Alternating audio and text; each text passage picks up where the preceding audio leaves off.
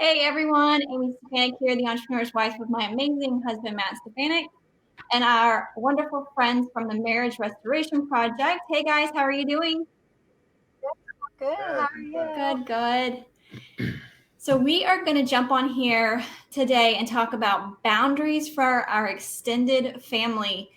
We talk about a lot in the Entrepreneur's Wife forum and platform about how our extended family feels like they're so invested in our entrepreneur journey, and they have a lot of opinions about what we should and shouldn't be doing.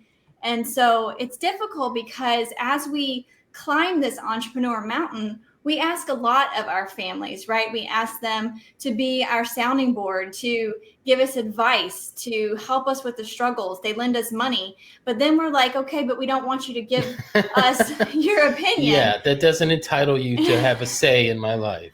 Yeah, so it's difficult. And so a lot of entrepreneur couples struggle with families getting too involved. And so I'd like to talk about that tonight and just, get some advice on how to deal with outside sources, right? Outside family kind of feeling like they have too much input in your life. And I know that, Matt can probably share some of our story of, throughout the years of this, 18, 19 years we've been doing this.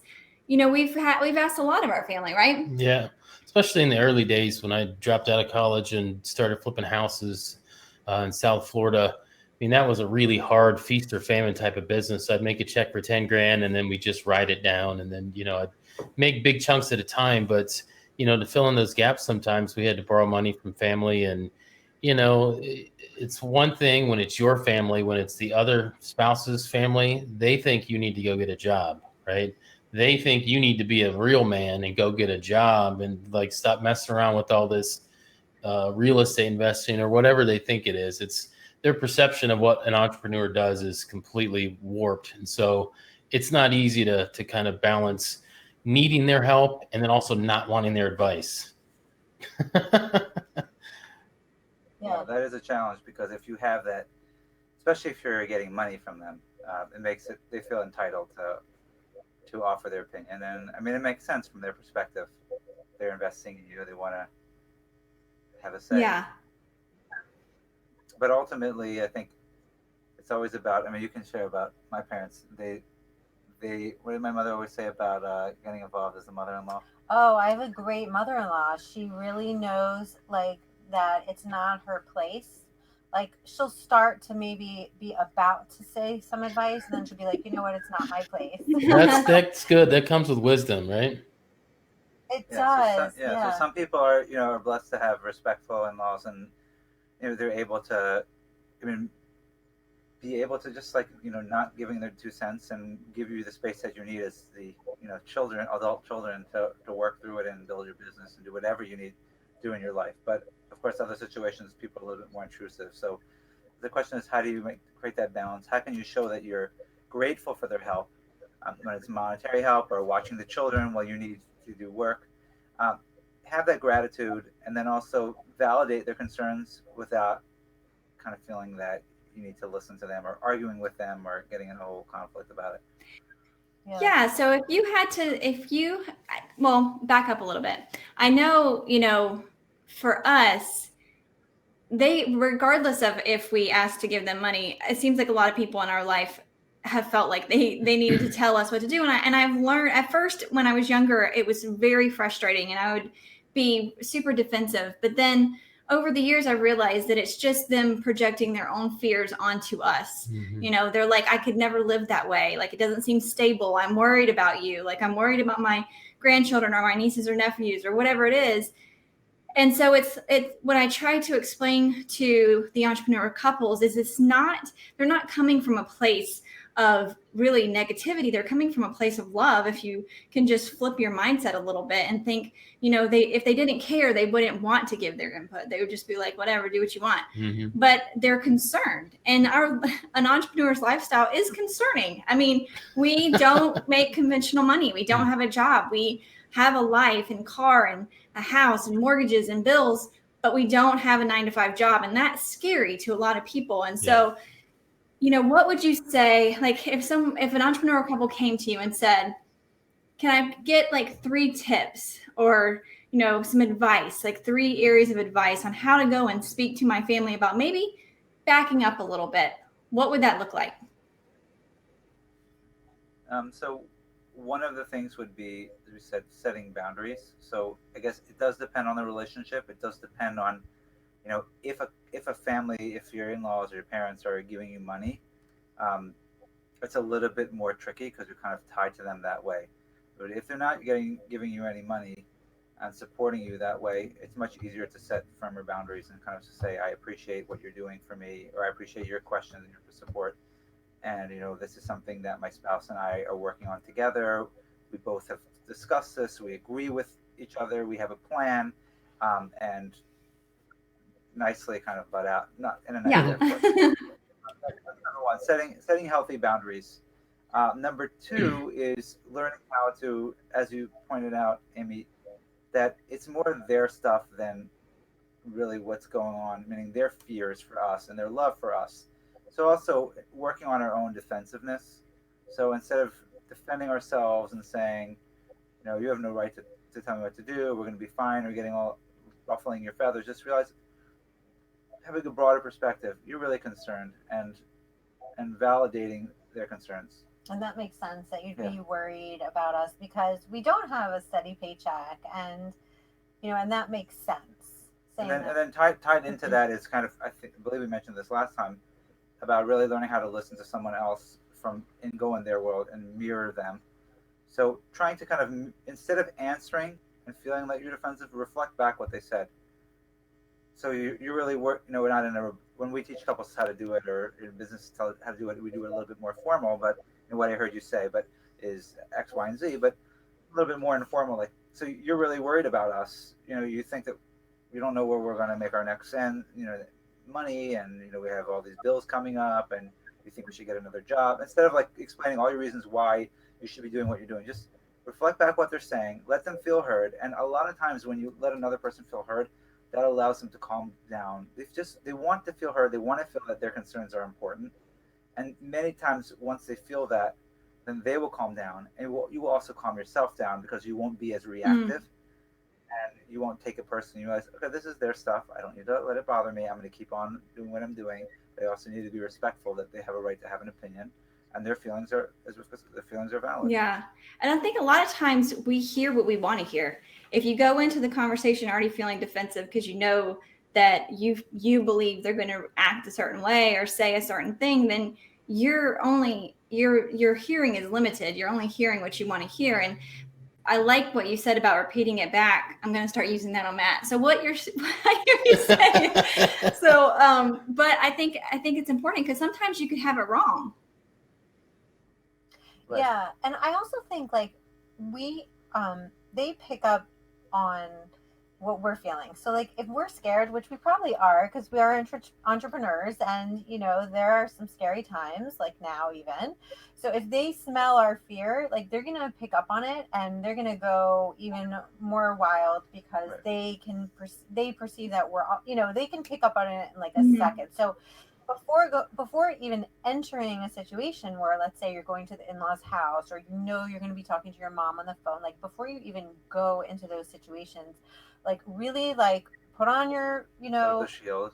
put on your force field or your shield, and really arm yourself with, okay, I'm going into this conversation now, and I'm going to go into it prepared. Right. And feeling secure and confident about your lifestyle and your choices. Yeah. And I think a lot of times when we're in that place where we're having to ask for help, we're insecure about where we're at. We're insecure about the entrepreneur journey. Like it's starting to, scare us too. We feel afraid. And so you're right. I mean, going into that feeling like, hat in hand, kind of really, fearful, then yeah, I can totally see that and get that, right? Yeah, absolutely. So Matt and I have been on this entrepreneur journey for a very long time. And I think outside of the outside, forces and setting boundaries, there's also that conversation that you have to have with each other when you're, asking for help from family members or friends or whatever it is. And you're having to kind of talk to each other about it. And that can cause frustration and anxiety and defensiveness as well. Like what are your tips or what are your advice on having those kind of conversations with your spouse? You mean about how you're going to talk Yeah. to this about? Yeah, this is crucial. I had a lot of couples, and this always comes around the holidays, where they're anticipating they're going to have, forget about just entrepreneurs, just in general, busybody, Disciplining the kids, in-laws or whatever. Yeah, having these conversations, and we always have a conversation. When we have a conversation and we really listen to each other, and using some of the skills like the imago dialogue with the mirroring and the validating each other, and really having a set conversation. This is what I'm anticipating next week on Thanksgiving. These are my fears. This is the support. This is what I need from you to help me support. And then we go to both people share.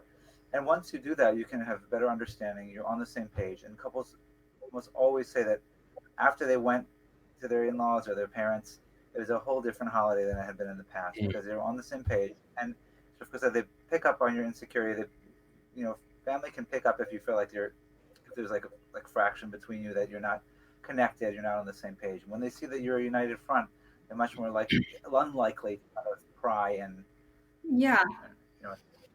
comment. Yeah, Amy just went through this we had a family gathering, and she was very concerned about some of the relationships she's had and just the state of them, because they, for one reason or another, were a little bit affected. And, we talked about it ahead of time. And, it's one thing, like she was saying, not to look for it, because if you're looking for it, you're probably going to find it. And you paint a person in a certain light, they tend to show up in that way. But I mean, these were some valid concerns, and we talked about it.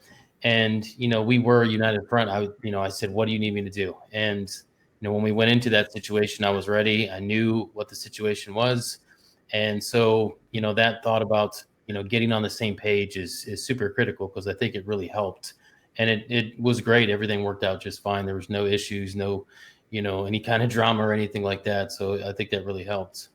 Yeah, and even like lowering my guard and knowing, like the hand signal or the tap on the head, like it's time, like we need to go, like that type of stuff. And them actually getting up and saying, "I got your back, we're leaving," is huge. And I went into it with such peace that even other family members noticed that, like, just what I was exuding, and how, like, they're like, "Wow, you must have really gotten to a good place," because I wasn't in that defensive. I'm the youngest of 7. So I tend to be a little scrappy anyway, because I'm like, even though I'm 40 years old, I'm the baby of 7 people.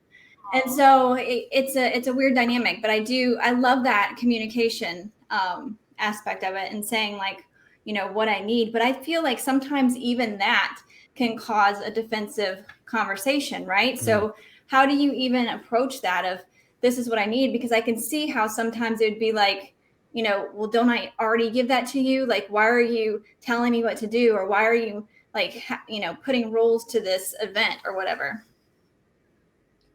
Right.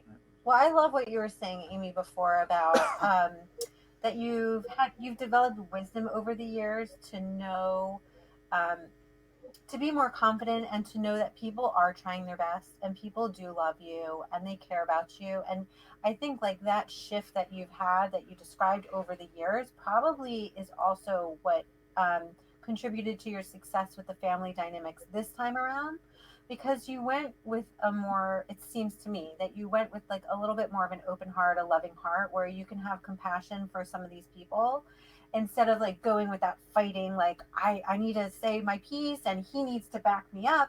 Because we can relate to that also. We used to have a lot of extended family drama, I'd say, when I was in my 20s, and now I'm turning 40 also. And I feel like over the years it's so much better, because I'm not as concerned with their criticisms. I mean, yes, they're annoying, but I have more compassion, because I just keep telling myself, like, they're doing the best they can with the skills that they have. And some of them don't have a lot of skills. Yeah. So it's easier to not let it bother me. And because I used to say to Shlomo, "You better back me up. If my dad says this, you better say this, and you better say that." And, like, I don't even find myself really asking, like, I'll even now go into a family event alone. Like, I used to be like, "You have to come, I can't do it without you." And I'll go alone, and they'll criticize or they'll comment about one of my kids' behavior, and I just have learned to just let it go, kind of. Bravo. It took a long time. It's very hard, but I think that was probably 80% of the battle. I don't Yeah, I know. think I you mean, might be right. It's, a self-esteem issue, because if they're bringing these things up, perhaps it's striking a chord that maybe there's some truth to it. And so it's a natural reaction to get a little defensive because you may have had that thought already yourself. But as you get older, you get more confidence, you become more self-assured. These things tend not to bother us so much. I think you're precisely right. It used to be like when I just had two little kids. Now we have five. So I had two little kids and they were 18 months apart. And my family would make comments about their behavior, and I would get so upset and angry, and I would storm out of situations. But I realize now, Matt, with what you're saying, is I personally wasn't confident or comfortable with their behavior Right. myself. So then, of course, when people were making comments, it really touched a raw Hmm. nerve. So, Yeah, I think, that's with anything, like any, trigger, like we're talking about before is, anytime I'm triggered, I'm like, okay, well, is this something that I need to work on? Because obviously if there's this emotion around this, then it's something that I need to face. And so anytime I get like super heated or upset about something that seemingly doesn't seem like anything, then I'm like, okay. But as a mom, I can say anybody saying anything about your kids, it doesn't right. matter. You're just like, what? I'm doing my best. And it's just this like feeling. Yeah, Yeah. it does. It's very threatening. But I like what you're saying. Like if it's hysterical, it's historical. Like if something upsets you more than usual, it's usually because it's an old Hmm. wound that needs to be looked at. Interesting. Yeah. I think you also have to be prepared to be emotionally disciplined enough to let that person know it's happened to us. And it's not an easy decision, but I straight up was prepared to cut this person out of our lives because they crossed the line. And there was absolutely no reason for us to defend ourselves. And, they lashed out and, then sent us an angry email. And I didn't even respond to it because I have this theory that sometimes the most powerful thing you can say is nothing at all.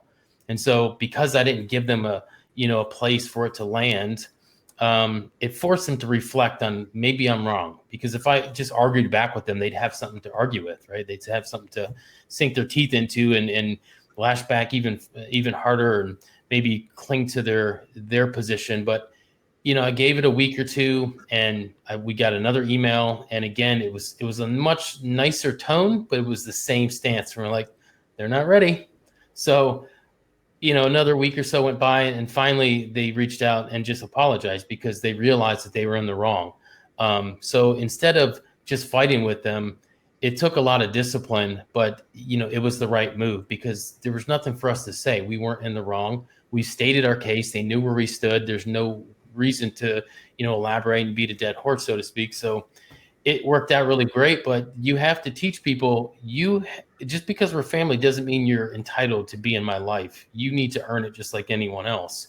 And so having that emotional discipline to be able to stay that and be willing to do it is hard, but it teaches people. And you know what? We never had a problem with that person again. So Hmm. Yeah, I mean, sometimes if you have to take a break, if someone's just so toxic and really not able to respect your boundaries, at some point you may have to take a temporary break until things kind of smooth over. So let me ask you this, because I hear this a lot too. So, the family's involved, the entrepreneur, maybe the entrepreneur spouse is the one that's family's involved saying what they should and shouldn't be doing and how they could be living. And because their family is validating their own gremlins in their head, they kind of start to take the side of their family. And so what is your suggestion when you feel like maybe it's them against you, even with your spouse, like your spouse is now listening to their family and friends, they're really, you feel like they're starting to take their side in an elementary way of saying it. Like, what would you do? Like, what do you suggest the conversation be for, instead of saying, you don't believe in me anymore, or you're a hater now, or all these things that you feel like when you're on this journey with someone and all of a sudden they aren't walking beside you anymore. Like, how do you express your feelings, or how do you express how you feel in a non-toxic way. Right, so you want to, how is a person who feels that their spouse has changed and not supportive anymore because of the outside family members, how do you express your feelings? So, I mean, again, without the risk of sounding redundant, as we said before, having a structured conversation where you make a time to sit down and really focus, don't catch them off guard. Really, like, I'd like to talk to you about this, and really, like, share your feelings in a calm and connected way, so that your spouse can really understand you. And I think that if they're able to truly listen, they're able to hear how hurtful it is. And even though they may have those fears that their family's kind of insinuating, they can also at the same time validate your reality as someone who wants to be on the same page, who feels betrayed almost that you're taking the other side and needs your support.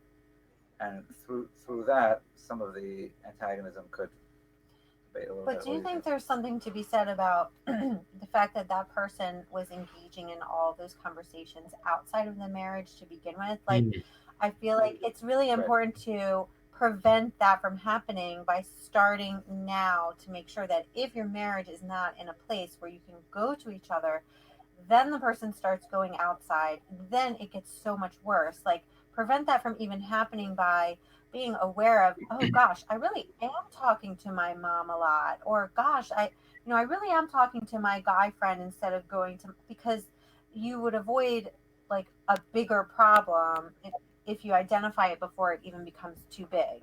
Right. Does that make sense? Yeah, and also though sometimes people will just, you're not even that you're looking for other people's support, but they're kind of just, whenever you talk to them, kind of feeding you these ideas. In that case, I mean, it's hard, but it's about setting boundaries, and kind of when you're seeing that it's kind of causing problems in your relationship, telling them, so I appreciate your feedback, but this is something that I need to deal with my spouse, and if you could, I'd appreciate if you kind of don't criticize their business or their entrepreneurial lifestyle, or their business ventures, and that's something that I need. It's between the two of us. Kind of keep that sacred, because otherwise it's just going to kind of come in and a little bit here, there, a little bit, and then it's almost like a form of infidelity. Amy talks about this, and it's even worse than having a romantic relationship, because we don't think of it as such, but if you are not being loyal with your words, Amy talks about how traditionally that it's may or may not be a joke, but women get together and talk about their husbands, and husbands get together and talk about their wives, and that's like a form of infidelity, because you are betraying your spouse when you do that.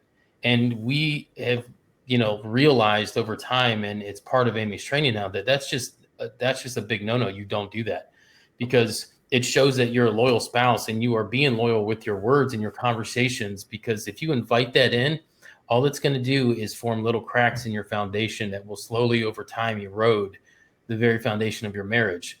Because if you ever discover that your wife's been talking to her mother like, yeah, I think he just needs to get a job, it's like they're talking behind your back. That's like a knife in the stomach, right?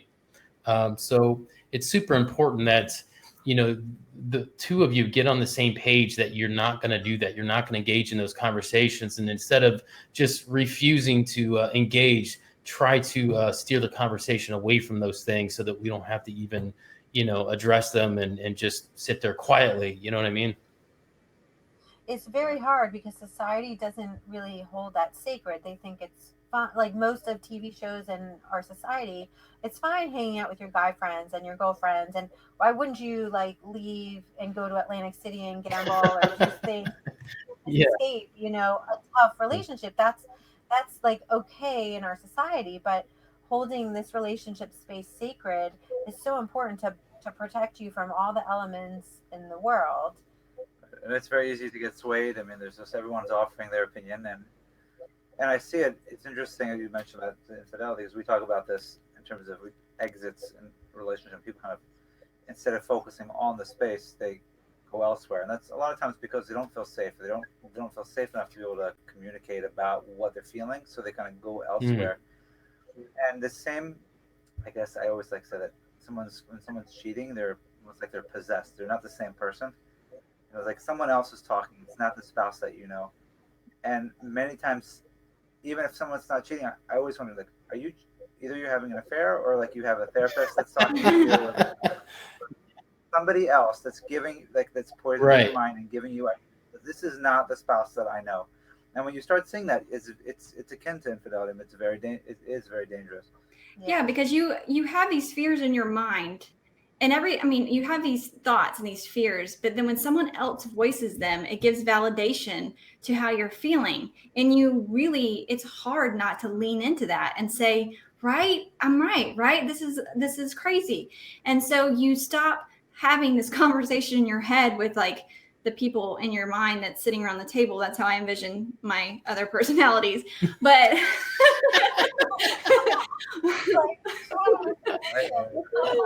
but it's these, then you have, a sister, a cousin, a neighbor, a friend say what you're already thinking, and you're like, oh my gosh, maybe I don't deserve this, or maybe I am right, maybe this is messed up. And so it's a slippery slope from feeling like you have someone to connect to that's going to give you good advice, to being in that circle of people that are just feeding you the negativity that then makes you go home and you start to, your heart starts to harden.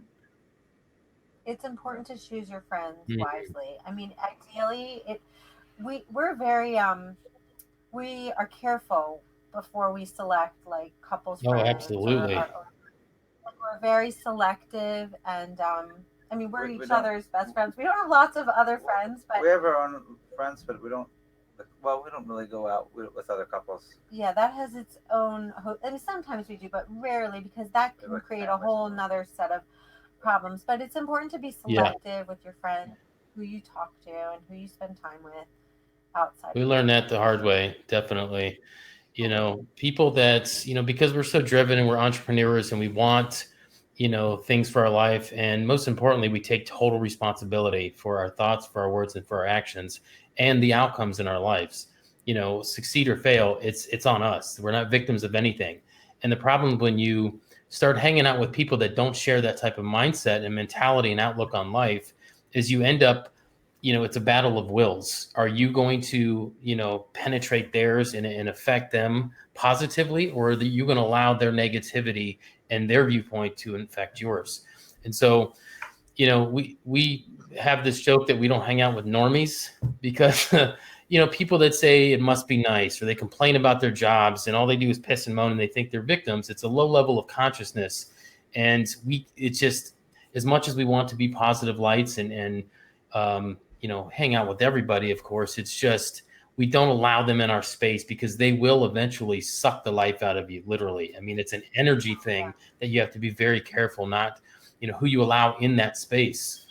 So hanging out with anyone who's an entrepreneur couple, if they're entrepreneurial, or, they're have at least some kind of motivation and ambition in life to do something, and they're married and they have kids. So, I mean, all of these factors really come into, do we want to hang out with these people? Because we want to make sure that, if they don't have kids and they're going out partying every weekend, they're not really, we're not going to be on the same page in a lot of ways. And so we are super, super selective. We prefer to hang out with other entrepreneurial couples.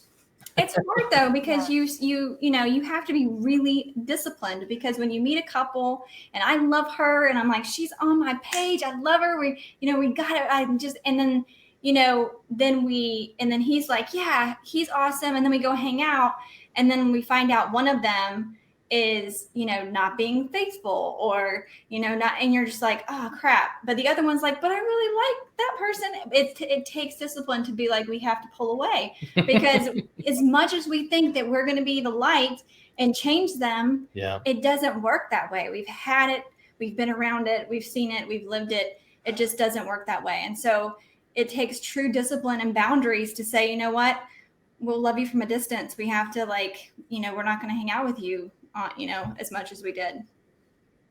Yeah, and your relationship has to come first. And if you're noticing that even one of you is concerned about it, you have to put that your marriage first, even if one of you wants to really foster that relationship. And it's hard as an entrepreneur, because sometimes people feel they have to network, they have to be networking all the time.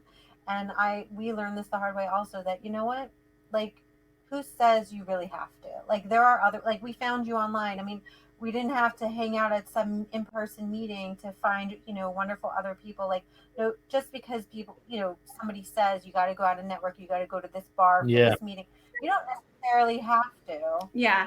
And that's a So- huge thing in the marketing space. I mean, these events that you go to, before I started traveling with Matt, it was, and I hear it a lot from other entrepreneurs' wives. He would go on these trips, and then like everybody would be posting pictures on Facebook, and I'm like, you're networking, but it looks like you're partying. And so it was very hurtful, and it started to like create doubt. Yeah. And jealousy. Yeah. It's really, it can really contribute to those emotions. And Don't worry, I never partied. You're like, babe, I swear it's not like that at all. Not the ones I go to. But I mean, but it is, and the guys, the guys are the networking events or marketing events are predominantly male, and they're going to bars and clubs and places that they probably wouldn't be proud to call their wife from and say, hey, this is where I'm at, but then they're like, well, we're networking, we're closing deals, we're doing this, and it's like, yeah, but so there's a fine line, and it does, I mean, it really does create issues in the marriage for sure.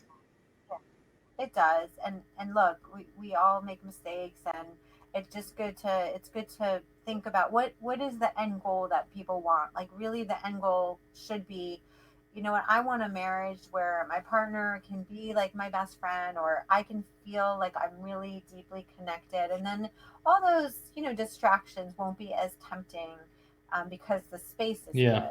You have to remind yourselves what's at stake along the lines of what you're just saying is, what do I want?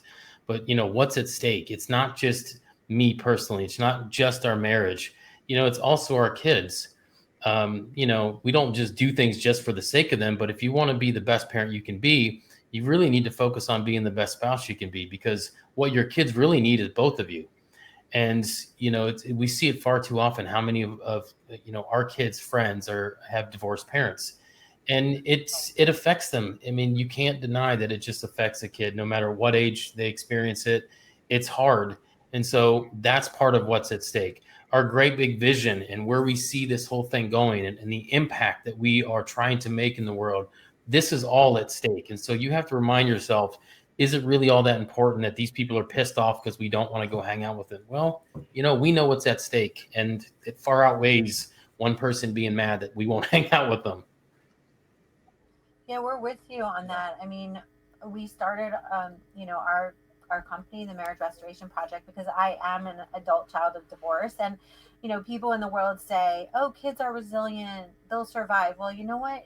It's we are resilient, but it ends up being our entire identity, and it's not good for kids. It's their entire identity. And it impacts the next generation. Yeah, so many couples, they're coming from. I mean, everybody has their challenges growing up, but so many of the couples are coming from broken homes, and if their parents only would have done a better job, they wouldn't be where they are today. And it normalizes it too for them. It makes it seem like it's okay. Well, my parents got divorced. I'm fine. Right. I mean, you're not, but like you may not be, but it becomes way too common. And then people go into marriage thinking, well, my parents got divorced, my friends, got divorced, and it's not that bad. If it doesn't work out, like, they go into this mindset that there's an out, and it shouldn't be that way. So yeah, with each divorce, it just adds to the normalizing of divorce in marriages. And it's sad because, we're such a social breed that we read and we feed off of everyone else. We look to our peers for cues. And so when you see people getting marriage or they're getting divorced, it seems like it's more commonplace than it should be. Yeah, it's unfortunate, but going into it with an out, it's like, would you start a business thinking, well, if this doesn't work out, at least I have this fallback option? Like, that is a recipe for a disaster in a business, because it shows the permission to fail. Yeah. So if we can make a dent, with you guys and your mission, that would be everything. Definitely. Yeah. I mean, I'd say all the time that if entrepreneurs would, and anybody really, that it's doing anything, even if it's your job or whatever it is. If you would just put half the dedication and hustle and thought into just a fraction of it into your marriage, then it would be successful. We would never say, you know what, forget it, I'm not doing this anymore, and walk away from our vision and what we're doing, as far as our entrepreneur careers. But it's so easy for people to say, this isn't working out, I'm out. And so, because it gets tough, and marriage is not always amazing. Marriage isn't always like, oh my gosh, I'm so in love with you. Sometimes you're just like, I'm gonna need you to go to another room. Yesterday.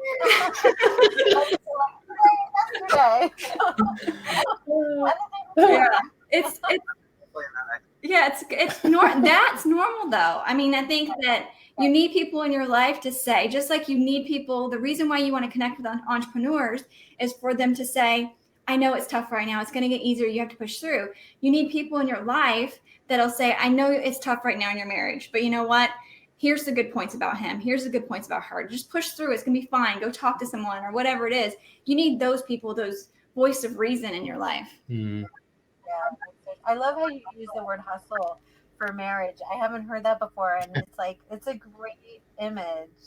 It's just like a great way to think about it, building the the marriage, like building the business. Yeah, definitely. Oh, I thought you were about to say something. No, you were not sure how long we were. Well, no, I'm really grateful for you guys. I think that, I say this every time we talk, but I don't just do this with people. Like I don't I have a lot of conversations with people, but I love people that are also trying to make a difference in, marriages and families. It means so much because, there's the moral decay when it comes to being married and, staying together is really difficult to look at in the world. And so I love when there's other people out there that raising their hand and saying, marriage is important. And so I really appreciate you guys, teaming up with Matt and I and really helping the entrepreneur, what word am I? The entrepreneurs in the world. Yeah. Yeah. It's so meaningful. And, if we just help one, even just one family, like it's a whole, those are worlds to come. Generations. Yeah. It makes a huge, so yeah, I hope, people will send you any questions maybe that we didn't cover for tonight about extended family. What do you guys think we should talk about next time? Oh, that's good. I'm not sure. I have to give that some thought. Well, and that's a good question for everybody that's watching. I'm always asking you guys to give me questions to talk about. What do you want to know? And the biggest topics are, around money, around communication, around not feeling important. And so maybe the next one we can talk about is, our love languages and why those are so important and how to communicate to each other, what we need as far as, our love languages. Okay, Michelle, someone said, how do you set boundaries with family when they are your business partners? Oh, that's a good one. Yeah, that's a challenge. Yeah. Definitely. It's a challenge. Yeah. They what do they say? Never go into business with friends or family. But not us, right? But not us. We'll be fine. I know they say that, but not us. We're going to be fine. I grew up in the family business. At least my father worked for his father, or my grandfather worked for his father. So it gets to be tricky, especially when you have to go into the office and you don't want to upset your parents, but your wife or your husband wants you home early from work, and the in-laws are keeping you there late at the office. So it definitely becomes tricky setting those boundaries. And unfortunately, a lot of times family businesses do not succeed because of that. So there has to be a healthy respect and understanding of everyone's needs. I think it would be good also to maybe bring in someone to help draft an operations manual. Even like you might have a standard operations manual or operating procedures, and included in that manual is, here is how we work in our separate roles and in our separate but connected families. And maybe even having someone like Shlomo or some sort of third party come in and draft those. Just like Shlomo said, have a safe conversation with your spouse. Also, have a safe and structured conversation around that business table with all of the parties involved and talk about it. Get it out in the open and in a safe and structured process. Really hammer it out, because it can destroy, like Shlomo's family, a lot of relationships were almost destroyed because of this family business. It was so enmeshed, and they didn't take the time to hammer out these roles. People were too afraid to bring up those conversations with each other. Right. Then it impacted the marriage, of course. Oh, of course, absolutely. I think, Yeah, it's interesting. It is tricky. no, Oh, sorry, go ahead. Go ahead. Go ahead. I'm just gonna say, we just sometimes working with family businesses, with siblings and things like that. As much as a business can be triggering for people and everyone bringing their own baggage to the table, it's even more so when you have the family baggage that you have from each person and their other relationship with their business partner. So it does get quite complicated. So it's important to be able to work that out. Definitely. And, Matt and I talk about all the time, and Matt, um, teaches that, in a relationship, in a marriage, we wear different hats, and some of the frustration or the angst comes from not knowing what hat that you're wearing at certain times, and so I think that when you're working with your family members, you also have to realize that you too are wearing different hats. They might not be your mom, dad, cousin, sister, brother when you're at work, when you're doing work stuff. They're your business partner. And it's easy to say and do things that you would never say and do to someone that wasn't family. And so setting those boundaries and saying, okay, we're having a roundtable discussion about business. Let's leave the emotions off the table. Let's talk business. And then, when you're out having fun as families, when you're at a barbecue, you're wearing a family hat. You don't bring business into that, into the barbecue. You're, having family time. Yeah, she's absolutely right. And you have to do that. It's very critical that you make it clear what kind of conversation you're having. So I hired my brother a long time ago to start working with us. And after the first day, I called him up and I said, listen, Jeremy, we need to have a business discussion. It's not working out and I'm going to have to let you go. And he said, what? And I said, I just want you to know that's how that's going to go. And I'm prepared to do that if that is ever the case. And he was So like, that's a practice. understood. You need a certain degree of professionalism to be able to, as you said, without emotions, just to okay, this is a business. Right. Like, this is what we do. These are our goals. You either perform or you don't perform. Right. I'm not going to keep you on just because you're my brother. If you're performing and it makes sense, I would love for you to stay on, and I would love for this to be a great thing for you to flourish and, develop some skills and, for us to work together for years. But if it isn't, you're going to get treated like anybody else. If it's not working out, you're not going to drag my business down. Right. We're still brothers. Right. So it's going to be fine. But yeah, you have to have those conversations. And another thing I will say is most people get into trouble with working with family is it's so informal. They don't treat it like a real partnership.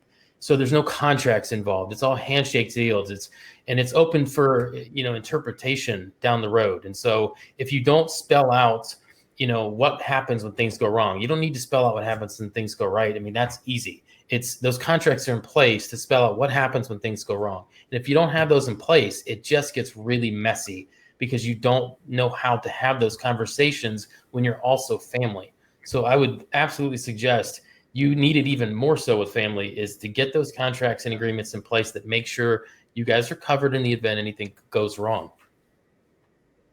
Yeah. That's really important. And I was just going to also suggest to Michelle that if there is a company that you know of where you know the owners and they do seem to have a successful family business, I would seek out mentorship from an existing successful business and really ask to be mentored. Like, how do you handle having your son-in-law work for you, and how does it work? Like, I would, if it were me, I would really seek out a lot of mentorship. And sometimes the success is just it's a personality issue, and sometimes it's really just something that you could actually change by learning how to have better systems in place. Yeah. Definitely. Contract's really important. I would say even I'm thinking about even with friends. It's just friends and family, but it's so easy to kind of cross that line. So it protects everybody. Yep. Yeah. I mean, I'm guilty of it. When Matt and I are business partners. We work together, and he'll be getting stern and like, or passionate. I shouldn't say stern. He's getting passionate, and I get like, emotional. I'm like, why are you like? Are you mad? Like, I'm like, are you mad? Like, what's coming? Like, and I'm like, and he doesn't like that. We have a similar. I get very bossy. I'm like, Shlomo, you need to respond to this email and do this. Yeah, I'm getting nervous now. If Rivka's going to get any good ideas about No, I won't get stern, but it is hard because we do get passionate and right. That's funny. It's funny. Thank you for your question, Michelle. Yeah, hopefully we answered it for you. Yeah, so not a lot of people on tonight, so not a ton of questions. So hopefully, I think people want to know also about quarantine. No, have you had any questions? And not only about quarantine, but like just the state of. Yeah. I mean, well, why don't we make that like our next, if it's still hopefully next month that it's not. It'll just be talking about or maybe you could do a poll or something, about what people want to.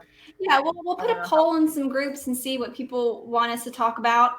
This replay is going out to a lot of people, so we'll send it out and ask, what's going on, what do they want to know, and I, follow in the groups and see, what people are posting about and asking about. That's usually where I tend to lean in, so we'll keep an eye on that as well. But thank you guys so much, and tell everybody where they can find you and how they can work with you.